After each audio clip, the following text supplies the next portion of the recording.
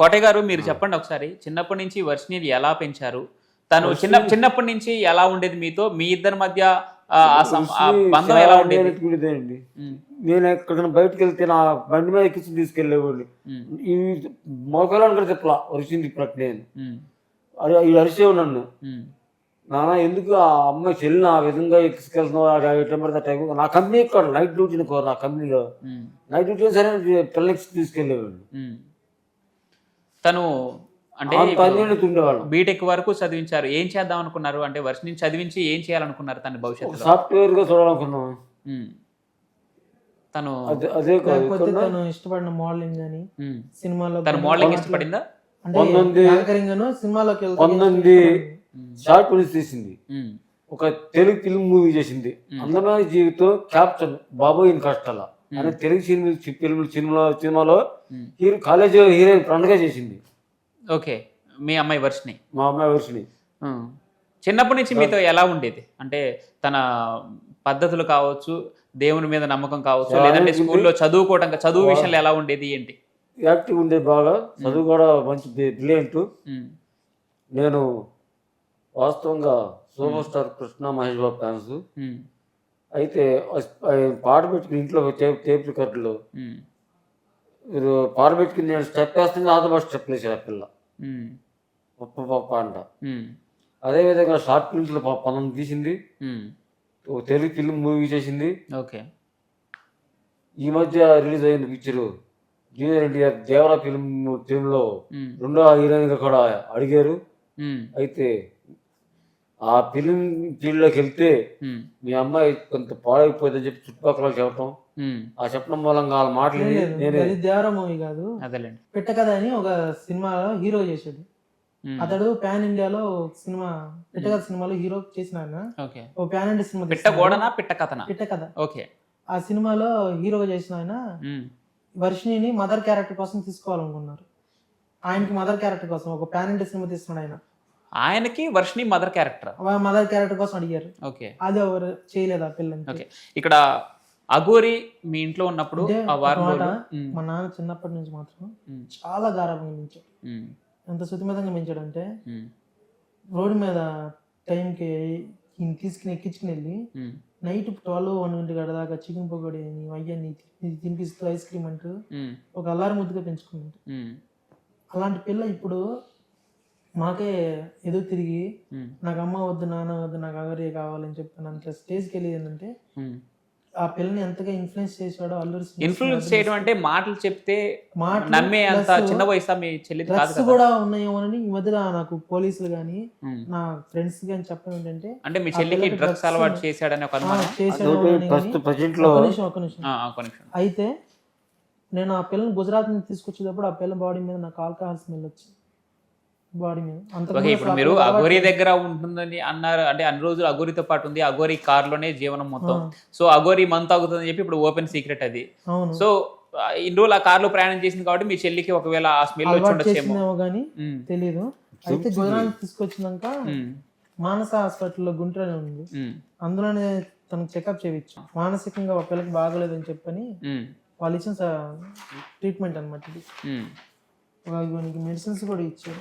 Okay, పర్లేదా psychological గా బాగా. ఈ టాబ్లెట్స్ యూజ్ చేసిందా మీరు తీసుకొచ్చిన తర్వాత కొన్ని రోజులైనా? లేదండి, మధ్యాహ్నం టాబ్లెట్ ఒకటే వేసుకుంది అంతే. బిల్లలు వేసుకోవాలా. ఇక్కడ ఆల్కహాల్ ట్రీట్మెంట్ కి మేము వేరే చోట పెడితే ఆడ గొడవ చేసింది బాగా. ఓకే, ఎంత గొడవ చేసినా అంత గొడవ చేసింది. హర్ష, ఇక్కడ ఆల్కహాలు, గంజాయి, మత్తు ఇట్లాంటి వాటిని గురించి ఒక విషయం వచ్చింది కాబట్టి అడుగుతున్నాను నేను. తను మీ ఇంట్లో ఉన్నప్పుడు మిమ్మల్ని మద్యం తెమ్మని, సిగరెట్లు తెమ్మని అడిగింది. ఇంకేమేమి తెమ్మంది? ఇంకొకటి మీరు చెప్పాల్సిన విషయం, మీరు స్వయంగా తను మీ చెల్లితో చేసినటువంటి కొన్ని అకృత్యాలు ఏవవుతున్నాయో అవి మీ నోటి ద్వారా జనాలకు తెలియాల్సిన అవసరం ఉంది. ఏమేం చేసింది, ఏంటి అకృత్యాలు అంటే? నేను అంతగా చూడలేదు. నేను యాక్చువల్గా తనకి నీడ్స్ ఉంటాయి కదా, వాటి కోసం నేను మా అమ్మని పెడతాను అన్నాను. వద్దు నాకు మీ అమ్మ వద్దు, నాకు మీ చెల్లె కావాలి, మీ చెల్లెనే ఉంచు. ఆ పిల్లలు అయితే చిన్నపిల్ల కదా చురుగ్గా ఉండిద్ది, నాకు అన్ని చేసి పెట్టిద్ది అని చెప్పని తనే అలాగా కోరడం జరిగింది. మేము అప్పుడు ఆమె గురించి తెలియక అంత ఇంటిదిగా తెలియదుగా మాకు డీప్ గా ఇలాగా తను సిగరెట్లు కాల్చడం గురించి ఇంత ముందు ఏదో చెప్పినట్టున్నారు మీరు. సిగరెట్లు అంటే మా చెల్లి కాదు ఒక రోజు వెళ్ళిపోయేటప్పుడు నేను గొడవ పెట్టుకున్నాను అని చెప్పే కదా, ఉమ్, ఆ గొడవ దీని గురించి పెట్టుకున్నాను. ఉమ్. మా చెల్లి సిగరెట్ మలద్వారంలో పెట్టించుకుంది, ఏంటి? మలద్వారంలో సిగరెట్ పెట్టించుకుంది, ఆ, యాస్కోల్ ఓకే ఓకే. ఆ. సిగరెట్ పెట్టించుకుంది. దాని గురించి అది చూస్తే గొడవ చేసి ఒక అమ్మాయిగా మీ చెల్లి ఇవన్నీ చేసిందా తనతో? చేసింది. అంటే ఒక అమ్మాయిగా చేయొద్దని కాదు, బట్ తను చేసింది. నిజంగా అంటే నార్మల్ స్థితిలో ఉండే చేసిందా మీ చెల్లి ఇవన్నీ? అది అప్పుడు మాకు తెలియదు కదా, అలా దేని వల్ల ఏ ట్రాన్స్ లోకి తీసుకెళ్ళి ఎలా చేయించింది అది తెలియదు కదా. ఉమ్, ఆమె వెళ్ళిపోయినాక 3 రోజులకి మా చెల్లిని బయట కనబడితే బయట తీసుకెళ్ళిపోయింది ఆ పిల్లని. ఓకే. తీసుకెళ్ళిపోయి బెల్లంపల్లి ఇంట్లో పెడితే విష్ణున్నయ్య వెళ్ళి మళ్ళీ ఆ పిల్లని తీసుకొచ్చాడు ఒకసారి. ఉమ్. ఇది ఎవరికి తెలియదు, మీడియా వాళ్ళకి ఎవరికి తెలియదు. ఇక్కడ మీ చెల్లి మీడియా ముందుకు వచ్చి ఓపెన్ గా చెప్పినటువంటి నేను ఈ రోజు ఓపెన్ అయిపోతా, మొత్తం నేను ఓపెన్ అయ్యి నిజాలు చెప్పడానికి వచ్చాను అంటే ఫస్ట్ పెళ్లి చేసుకోలేదు మేము, తల్లి కూతుల సంబంధం అని చెప్పింది. అది మీరు కూడా మేము ఫస్ట్ నుంచి ఎక్కడ అబద్ధం ఆడలేదు, ఫస్ట్ నుంచి తాళి కట్టిందని చెప్పాం మేము ఫస్ట్ నుంచి. అయితే టు బి ఫ్రాంక్ మీరు చెప్పింది ఎక్కడా కూడా ఏ మీడియాలో కూడా హైలైట్ అవ్వలేదు, జనాలకు రీచ్ అవ్వలేదు. అవును. అందుకని ఈ రోజు మిమ్మల్ని పూర్తి డీటెయిలింగ్ గా తెలిసి మీ నుంచి ఒక క్లారిటీ జనాలకి ఇద్దాం ఉద్దేశంతో ఇవాళ మేము చూస్తున్నా కూడా ఇలా తాళి కట్టిందని చెప్పాము. తాళి కట్టి అమ్మటిన తాళి కాదు ఇది తాయిత్ అని చెప్పాను అంది. అక్కడ ఆమె చెన్నై నుంచి పుస్తలు తెచ్చి మీ చెల్లికి పుస్తలు కట్టి ఒక నిమిషం మీ చెల్లికి తాళి కట్టడం నిజమేనా? ఎన్నిసార్లు కట్టింది?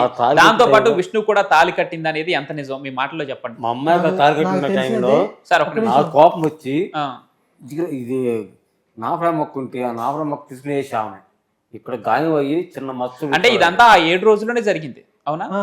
ఓకే చెప్పండి, ఒక నిమిషం చెప్పండి. అగోరాకి గాయం అయ్యి వచ్చినప్పుడు మచ్చ ఏర్పడింది చూడండి.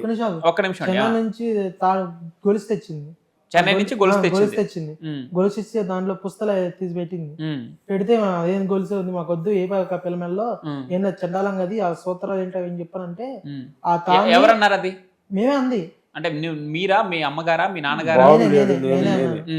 ఆ మాట అంటేను ఆ చైన్ అప్పటికప్పుడు అక్కడ మంగళగిరిలోనే అమ్మిచ్చి మంగళగిరిలో ఇంకో కొత్త షోరూమ్ లో ఇంకో చైన్ తీసుకొచ్చి చేసింది. ఇది ఎన్నో రోజు జరిగింది?